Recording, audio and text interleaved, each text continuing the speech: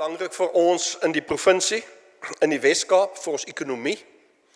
Julle verdien vir ons buitelandse valuta, julle skep werk wat krities is, want ons het baie dinge in die land wat verkeerd gaan, en ons het baie nonsens wat ons praat om die braaivleisvure, maar ons eintlike enkele grootste geveg, en dit kom nou weer uit met hierdie xenofobiese aanvalle wat julle nou sien, en dit is 'n groot bekommernis waar ek hier staan, want ek is verantwoordelik vir rampbestuur, en die ding kan baie vinnig lelik raak. Maar die rede van dit alles is armoede. As ons die armoede aanspreek nie, het ons oorlog op die straat. En julle skep werk, en dis die manier om uit armoede uit te kom. So baie dankie daarvoor. Ek wil ook begin deur vir Jannie Strydom van Agri baie dankie te sê. Jannie is een van daai manne wat landbou regtig op sy hart dra. Hy staan op vir julle sien dit nie altyd nie, want ons sit in vergaderings. Jannie is deel van ons rampbestuursentrum. Nou ons vergader elke oggend 7 uur met Eskom, ek sal net nou daarin raak. Maar die hele pad met enige ramp is Agri daar, want Jannie is daar. En hy tik ons op die vingers en hy beklei vir landbou. Nou dis soms sien landbou dit nie. So ek moet van hierdie platform gebruik maak om vir Jannie dankie te sê vir al die jare se werk wat hy insit. Nie net hierdie rampie, elke ramp, elke geveg, wanneer die boere bo die dam water steel en die boere onder die dam kla hulle aan by nasionale, ek en Jannie tel dit op, dan vlieg ons die manne in, en ons sê, luister, jy moenie hierdie ding nasionaal toe vat nie, want julle gaan verloor, kry die manne by mekaar, so Jannie vir jou geduld, vir Agri, georganiseerde landbou se rol, om landbou sy regmatige plek te gee, baie, baie dankie. Dan, ek is nie die minister van landbou nie, soos julle weet, ek is plaaslike regering, ek is omgewingsake, nou daar kom die moeilikheid, ek is altyd 50% verkeerd, daai portefeulje is landbou nie altyd lief vir my nie, maar ons kan daaroor gesels, ons is besig met 'n stelsel, maar landbou werk ook maar baie soos 'n munisipaliteit, ons het ons uitdagings, ons het watertekorte, ons het te veel water in sommige areas, die goed moet bestuur word en by mekaar getrek word. So, die rol wat julle gaan speel in die toekoms, ons het nou saam met landbou, georganiseerde landbou, 'n smart agri plan ontwerp, want ons almal erken, as ons nie met kundigheid gaan boer, tegnologie gaan gebruik, gaan julle kinders of die se kinders dalk nie kan boer nie. Die Sandveld was 'n perfekte voorbeeld. Oom Gerard van Rensburg was nog die minister van landbou en hy het eendag vir my gesê, hier kom groot moeilikheid, hulle nasionaal is besig om te druk, want 89 van die 90 boere boer half onwettig eintlik, te veel water onttrek, grond raak brak, en toe ons bietjie daarop ingaan en ons begin studies doen, toe kom ons agter landbou gaan hier sleg verloor. So ons het die ding in die Wes-Kaap gehou, ons het wat ons genoem het 'n EMF gedoen, 'n Environmental Management Framework vir die hele Sandveld wat die provinsie betaal het, want julle is almal kwaad oor EIS, en die koste van EIS ensovoorts. So ons het gegaan as regering in 'n raamwerk opgestel vir landbou in die Sandveld. En as jy daar binne boer jy. Dis dit, ons het 'n ooreenkoms gemaak en ons wil baie graag dit uitrol na ander areas toe ook nou. Nou met die oorstromings, toe ons hier langs die Bergrivier kom, daardie areas kom, het baie mense vir my gesê, EIA, dis die moeilikheid, ek moet my plaas herplant, ek moet herbou, ensovoorts. Ek wil vir landbou vra om saam met ons te werk. As ons nie, miskien 'n trap teruggee, ek glo, elke landbouer, elke boer is 'n omgewings- of 'n bewaarder. As hy nie boer nie. Why? So ek het baie in my departement hierdie debat, vir die mense te sê, luister, die landbouers is bewaarders. Dis hoekom jy boer. Nou binne daai boerdery moet daar reëls wees, soos wat ons genoem het. Daar's mos nou stout mense ook in die bedryf, so 10% van landbou maak baie skade vir landbou. So as die ouens bo in die rivier die water steel of die water besoedel, is daar 'n prys vir die ouens onder die rivier om te betaal. En in daai geveg kan ons vir landbou baie skade doen. So omgewingswetgewing, omgewingsbewaring, is belangrik en ons moet daaroor praat met mekaar. Ons het 'n span wat ons kan uitstuur na julle toe. Toe ons nou met die rivier, maar met die skade gaan kyk het, wat gebeur het in die landbousektor, veral in ons infrastruktuur, wat betref brûe, paaie, ensovoorts. Nou net om 'n indikasie vir u te gee, Na 2018 se droogte wat ons amper day zero gehad het ons 2023, 24 vloede gehad. Ons het voet en melf in die tussentyd gehad, daar was voëlgriep in die tussentyd, daar was varkgriep in die Kaap waar ons 1 Desember verrassingsoonde moes gestart het om die varke weer deur te kry het ensovoorts. So hierdie goed het gekom. En nou hierdie groot ramp. En hierdie ramp was erger as ander rampe want hy het die hele provinsie geslaan. Gewoonlik kan ons spanne skuif van 'n ander streek, ons kon nie, het hy die hele provinsie geslaan. Nou as jy daar buite kom, dan kom die manne na my toe en sê, maar EIA is nie die moeilikheid nie. Ek kan vir julle sê, ons het oor die telefoon 78 artikel S30's goedgekeur, waar mense kan herstel. Maar in daai herstel, wil ek asseblief vir julle vra, moenie dink jy snaaks en jy gaan 'n meter dieper bou in die rivier in as wat jy gehad het nie. Want dan gaan jy die stelsel opneuk, daar is nie 'n ander woord nie. Omgewingswetgewing is streng wetgewing. In hierdie hele verhaal wat ons nou sit, daar was 200 kortsluitings op Eskom se lyne, 9000 foute. Daar was op die hoogtepunt so 128 paaie wat toegemaak word. 70% van die paaie is oopgemaak, toe 93% van die kragonderbrekings is herstel. Ek en die premier, Janie, hulle sit elke oggend 7 uur. Sit ons met Eskom, want jy moet Eskom trek. Jy moet hom trek, jy moet hom stoot, jy moet alles doen, want hy gaan nie beweeg nie. So ons hier die masjiene, en ek wil vir landbou baie dankie sê, 'n klomp van julle het masjiene gegee, om te help dat Eskom sy werk kan doen, sodat ons die netwerke terugkry. Ons appelboere sukkel nog, sere sukkel nog, sekere areas sukkel, maar ons beweeg vorentoe en ons sal aanhou en toeslaan nou hierdie nuwe koue front ons, en ek kry die foto so, en dan moet ek daar ook net vir julle sê, ons is baie dankbaar, want ons het gisteraand 'n boer gemis, en ek het so pas toe ek nou daar loop, toe kry ek die WhatsApp, hulle het hom gekry, hy lewe, hy's reg, alles is goed, hy het net vasgeval in die berge. So ons rampbestuur mense het hom daar gekry, en hy's veilig terug by sy familie. So hierdie dinge gebeur, en nou vloede en vloedlyne raak baie belangrik vir ons om oor te gesels. Baie mense begin beweeg in vloedlyne, hulle het nie die gevaar verstaan of geweier om dit te sien. En ek dink die versekeringssektor gaan ook begin sê, wanneer jy onder 'n vloedlyn is, gaan ons jou nie meer verseker nie. Ek kan dit sien kom, want ons provinsie sit met so rolweg, eerste opname, 8,5 biljoen rand skade, daar is nog 4 munisipaliteite uitstaande, en ek skat, landbou hardloop hier by die 10 biljoen. So, dit is geweldige somme, en ons gaan dit nie terugkry nie. So asseblief, kom ons werk saam, kom ons gesels met mekaar, as ek 'n span moet uitstuur om in jou area vir jou moet EIA's te kom help, maar daar gaan 'n oog gehou word, want jou optrede kan jou buurman benadeel. In baie van hierdie goed weet ek nie van nie, dis die buurman wat my bel, en as hy 'n klagte lê, moet ons dit ondersoek. En kom ek sê vir julle waarmee ons sit vinnig, die groenskerpioene is vir my sones deel van my, en ek bestuur hulle totaal onafhanklik, ek meng nie in nie, jy kry 'n klagte, jy hanteer die klagte, en ons hanteer dit, want anders het jy politieke inmenging in hierdie gebied. Knysna munisipaliteit sukkel ons seker 2018, kom lank aan met regering en toe kom daar 'n klagte oor die lagoon se besoedeling, en die groenskerpioene het ingegaan, en 'n maand gelede het hulle nou maar 'n ooreenkoms geteken, en die boete is 638 miljoen rand vir Knysna munisipaliteit. Dit volg op 'n boete wat in 'n munisipaliteit in Mpumalanga toegedien is van 650 miljoen rand. Omgewingsboetes, kollegas, is geweldig hoog. In die droogte, toe ons water moes geskuif het van die Bergrivierdam na die Voëlvlei-dam toe, moes ons fisies met polisie langs die water gestap het. Soos ons stap, het ons op 13 onwettige damme afgekom. Die boete van die dam en die rivier is 3,5 miljoen rand. Ons was in die hof, mense het ons aangevat, hulle het die hofsaak verloor.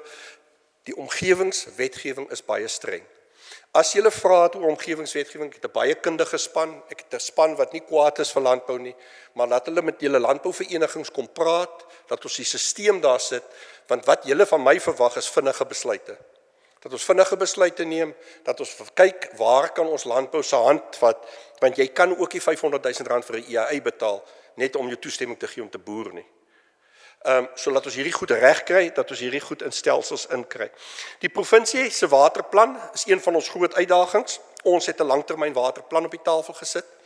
Ons beplan om 350 kubieke meter water, ek sukkel altyd met die meters as dit liters moet wees, maar kubieke meter water in die stelsel in te kry, elke jaar.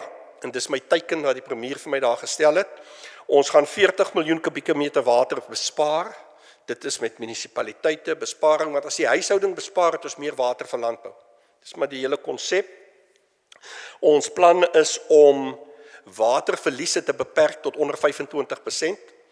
As ek in Nysna en ek kom in Beaufort West waar ek maandag was, en hulle vra geld en hulle soek hulp met water, dan sê ek vir hulle nee, dis 'n bestuurs- en 'n leierskapprobleem, want julle kan vir my 70% van julle water verdwyn. Nou as 70% van jou water verdwyn, het jy nie 'n waterprobleem nie, 'n bestuursprobleem.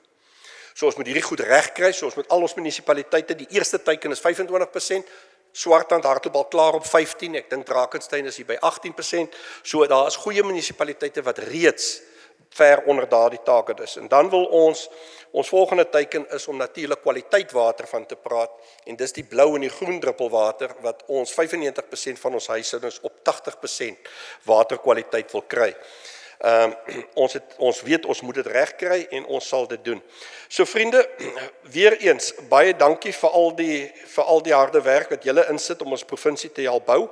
Ons as regering is besig om nou te kyk na hoekom ons riviere so oorstroom, hoekom al hierdie, en ek dink die redes is voor die hand liggend, ons het dit eintlik geweet. Uitheemse plante is 'n geweldige probleem, maar wat ek opgetel het nou, is dat die uitheemse plante nou, baie mense is kwaad, hulle is maar kwaad as goed gebeur. So Desember het ons 'n baie moeilike brandseisoen gehad, ons het 100.000 hektaar verloor, is 'n groot brandseisoen. En veral in Hermanus area waar jy sit met rooikraans, hy brand mos warm en hoog, het ek agtergekom daar al dat die ouens oes, want ons wil almal braai, maar die dunner hout pak hulle op mekaar, en hierdie stacks, as hy aan die brand raak met 70 km/h wind aan hom, dit was regtig die Hemelse Vader se hand wat gehelp het dat ons nie Elim verloor die aand nie. Ek het al die premier gebel, so ek vanaand verloor ons Elim, ek is klaar. 4 helikopters wat nie kon sien waar hulle vlieg nie, die ouens radio vir hulle van die grond af, het daai aand Elim gered. So, in ons riviere nou wat oorstroom het, as ons die opdrifsels kyk en ons sal regtig moet anders dink oor hoe ons uitheemse plante gaan hanteer. So ons sal moet kyk dat wanneer jy hom uithaal, jy hom chip. Jy kan hom nie net neersit nie, want hy word gevat deur die water rivier af en hy blok die kanale, hy blok die brûe en dan vat water weg. Die krag van die natuur, jy sien dit, en ons sal moet leer om beter te doen met indringerplante en hoe ons dit gaan hanteer. So weer eens, collega's, dames en here, ons as regering is daar om landbou by te staan, om landbou te help, so ver soos wat ons kan. Daar is so 'n bietjie geduld wat julle sal met ons moet hê, want ons werk ook met Eskom, wat nou nie ons beheer is nie, maar ons vergader elke dag met hulle om hulle te druk, ons sal hulle alle ondersteuning gee.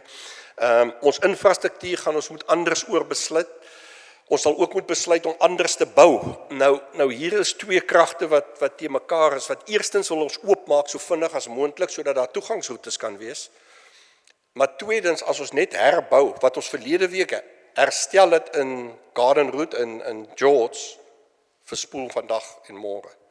So ons gaan moet leer om te herbou. Ek het gesê die Ashton brug, toe die ingenieurs, en ek moes, hulle sê in die Weskus, jy moet in jou skuld val, so ek moes in my skuld val, wat ek het baie beklei en gesê, julle bou 'n monument, maak die verdomde brug reg, dat ons kan aangaan. Daai brug staan, hy is nou al die 3 vloede en hy staan. So hulle het hom gebou met klimaatsverandering in hulle agterkop en hulle het hom reggebou. Ons sal moet gaan beslis oor watter brûe moet ons anders bou en miskien ook brûe wat jy moet lig, maar ook brûe wat moet teruggaan na laagwaterbrûe toe, waar jy 'n dag of 2 afgesny is, maar jy kan aangaan. So ons gaan hierdie hele debat moet hê en landbou kan daar 'n baie groot rol speel om ons hand te sterk en ons te help. Dan natuurlik ook om ons diversiteit in ons water aan te moedig, is ons besig met 'n geweldige program, want weer eens, jy moet onthou, as ons water in ons dorpe kan diversifiseer, is daar meer water vir landbou. Natuurlik is ons baie dankbaar oor Klein Willem Dam, wat uiteindelik gebou word, En asseblief moenie beklei met die man wat hom nou bou nie. Hoogskundig, skitterende werk. Ons moet net help dat hy aanhou die begroting kry om daai dam klaar te maak. 4500 ekstra hektaar water wat ons het. En dan is daar nog 1 of 2 damme wat ons in die Brede Rivier geïdentifiseer het, dat ons baie hard sal druk. Maar op ons huishoudings, en hoe gaan ons water diversifiseer vir die volgende 10 jaar, sodat ons munisipaliteite water het. So ons het met die Universiteit Stellenbosch saamgewerk, elke waternetwerk ondersoek in die munisipaliteite, en ons kan nou vir elke munisipaliteit sê wat sy agterstand op sy infrastruktuur is. Met ander woorde, baie het nog asbestpype. Ek sien hier's baie mooi nuwe tegnologie. Is bietjie groot vir my huishouding, maar die munisipaliteit kan dalk. En hoe gaan ons daardie pype, wat moet jy begroot om dit te vervang? Wat moet jy ekstra inbring as jy ekonomiese groei, Stellenbosch, ekonomiese groei 4%, populasiegroei 4%, so in 2028 gaan hulle uit hulle huidige water uitloop, of die grafieke kom nie by mekaar nie. So wat moet hulle teen daardie tyd in plek stel, ekstra water wat hulle moet inkry? So jy kan kyk na ontsouting, jy kan kyk na herwinning, wat 'n geweldige groot rol kan speel. En jy moet nie dink dat ontsouting is duur nie, dit is duur. Vergeet dit is duur. B2 is gered deur ontsouting. Hy sou Desember uit water uit gehardloop het.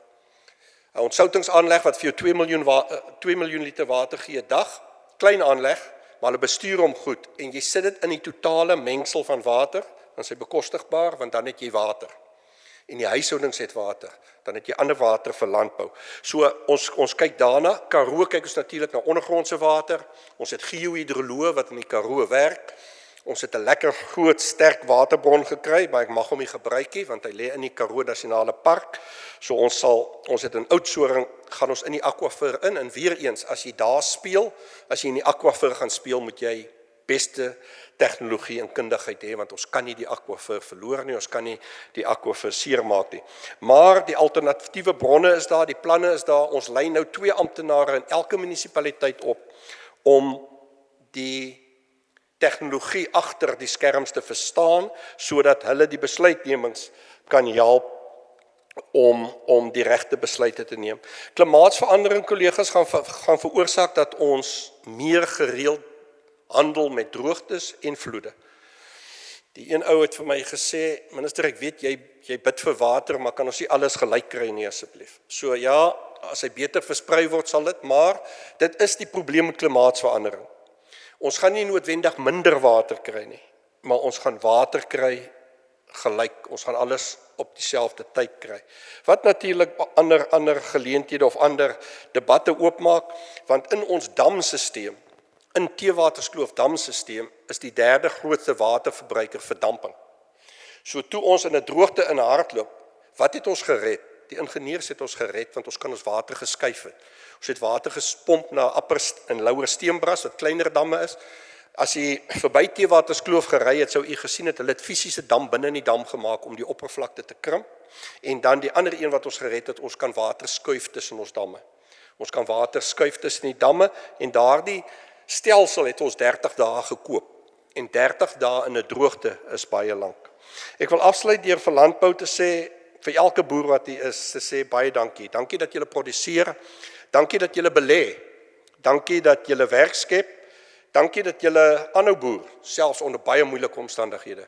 Ons besef, dit is nie maklik daar buite nie, en as regering sal ons julle handvat om dit makliker te probeer maak.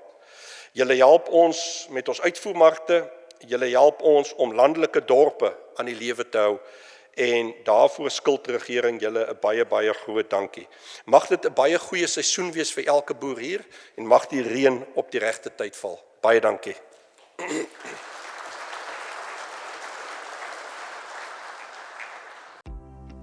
We'd like to thank our valued sponsors,